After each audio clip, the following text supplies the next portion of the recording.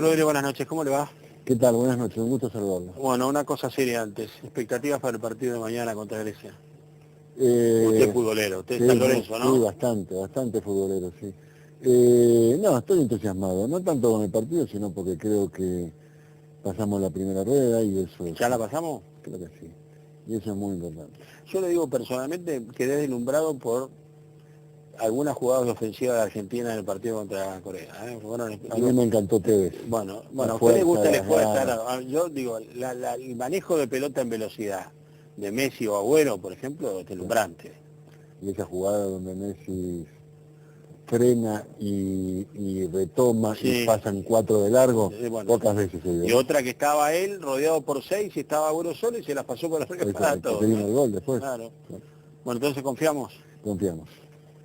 Un momento, uno suponía, ¿no?, que con el Mundial, momento tranquilo en la Argentina, y de repente un cimbronazo, un gesto del ex canciller italiano diciendo me voy y dejando trascender que era porque no estaba siendo apoyado en algunas políticas por su propio gobierno, ¿no? Bueno, perdió la confianza de la presidenta. Es cierto que la presidenta designa a los ministros. Ahora, el tema es que no me parece que estemos frente a una discusión que tiene que ver con una definición estratégica, sino que tiene que ver con cómo se trata o cómo se aborda un problema muy complicado que tiene la Argentina, no de ahora, sino de hace mucho tiempo, que es algunas unidades especiales en las relaciones exteriores, destinadas Autónomas de la Cancillería. autónomas de la Cancillería. ¿Qué otra cosa más que eso son las relaciones con Venezuela? Y en algún sentido con España también, donde la cuestión económica, en el caso de Venezuela, de comercio, de importaciones y exportaciones, y en el caso de España, la relación de las empresas españolas y sus inversiones en la Argentina, han sacado de la órbita de la Cancillería esos, por lo menos, dos países. A mí me queda muy claro y ese tema específicamente en España, la relación de las empresas con la gente española. Y en el caso de Venezuela es complicado, muy complicado, porque hubo decisiones que tuvieron por propósito sacar del control de la Cancillería determinadas compras y ventas. Venezuela es un país donde el comercio es administrado, entonces el Estado que decide quién compra y cómo se vende. Compramos e importamos combustible en situaciones muy poco claras, para decirlo menos, susceptibles de ser investigadas en sede judicial, importaciones innecesarias a precios costosísimos, no necesariamente compatibles con un criterio de medio ambiente, de estándares medioambientales mínimos. Diría que ese tipo de negociaciones con Venezuela son tan oscuras como el petróleo que importamos. Jesús, yendo a la política, venimos, en las dos intervenciones anteriores, Liachi y Jaunarena, el tema específico es el tema de los consensos, el acuerdo, un libro, un trabajo. Digo, el otro día hubo una reunión de la alta dirigencia del radicalismo, convocada por Sanz, su presidente, estaba usted también. Bueno, Gen la definió como de consulta, y una de las conclusiones fue, en este momento del radicalismo, que después en todo caso le voy a pedir que nos explique, es apostar a profundizar lo que fue el acuerdo cívico y social. Sin duda, pero no solamente eso, sin duda que el radicalismo marcha a expresar una voluntad de cambio en la Argentina, hacerlo no de manera individual, sino acompañado con otros actores políticos y sociales. Sí, porque el propio Sanz dijo, no hay que descartar acuerdos con otras fuerzas políticas. Del mismo modo que formule un horizonte distinto para la Argentina. La Argentina ha sido tradicionalmente una tierra de promesas. Queremos construir una nación de progreso.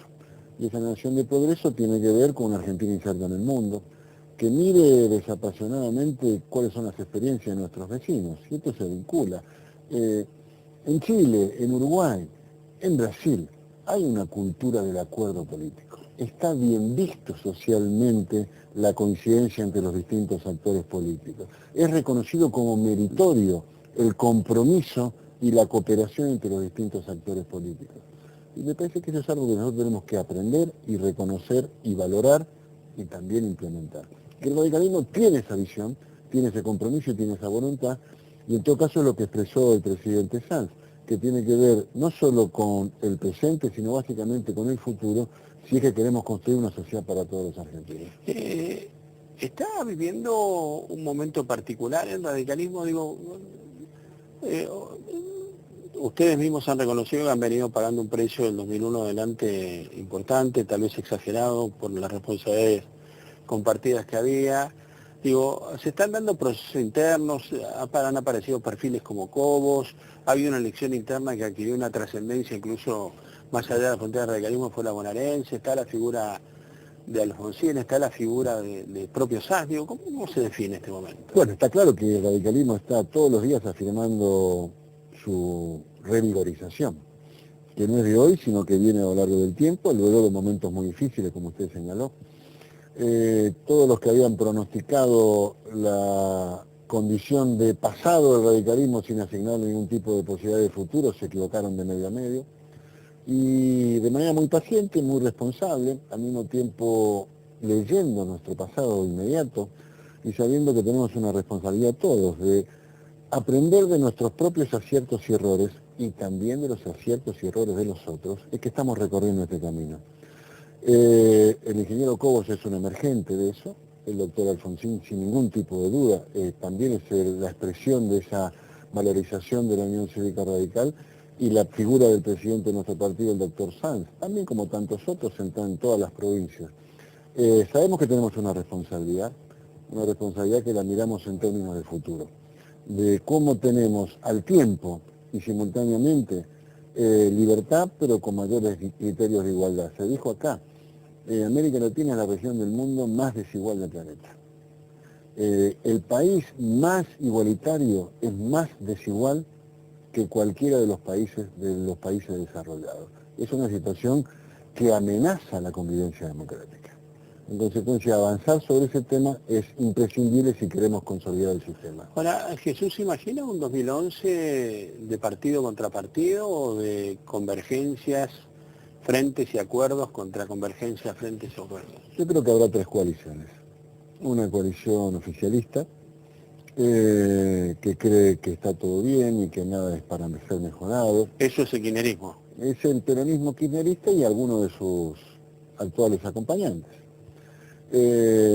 Luego posiblemente una coalición peronista distante del gobierno y una coalición con fuerzas radicales, socialistas, del GEN, de la coalición cívica, de sectores sociales y de partidos provinciales que aspira en el diálogo y en la cooperación a construir una opción diferente.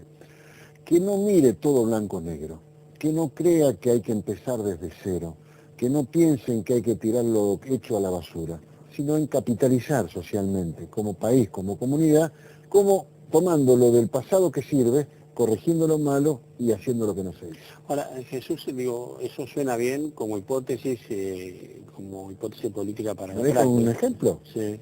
La mal llamada asignación universal. Sí. Un gobierno distinto a este debe ampliarla, debe ser capaz de hacerlo universal en serio. A lo mejor lo hace este mismo gobierno. Ojalá, y si así fuera sería acompañado, debiera ser acompañado. También yo me refería más a nimiedades de la política, pero tienen importancia, digo. La figura de Cobos en algún momento fue, yo diría, en el escenario del radicalismo, el único. Digo, sí. Ahora ya no es tan único, sí. Pero esto no quiere decir sus posibilidades.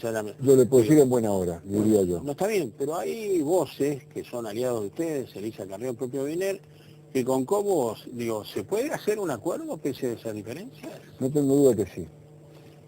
Porque entre las cosas que tenemos que aprender todos, es que importan infinitamente más las instituciones que las personas.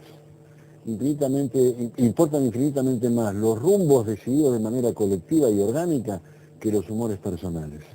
Y en ese sentido, por caso del socialismo, nosotros tenemos una coincidencia en la provincia de Santa Fe, donde el intendente de la ciudad de Santa Fe es radical, por primera vez desde el 83 para acá, que siempre estuvo en manos peronistas, la vicegobernadora es radical.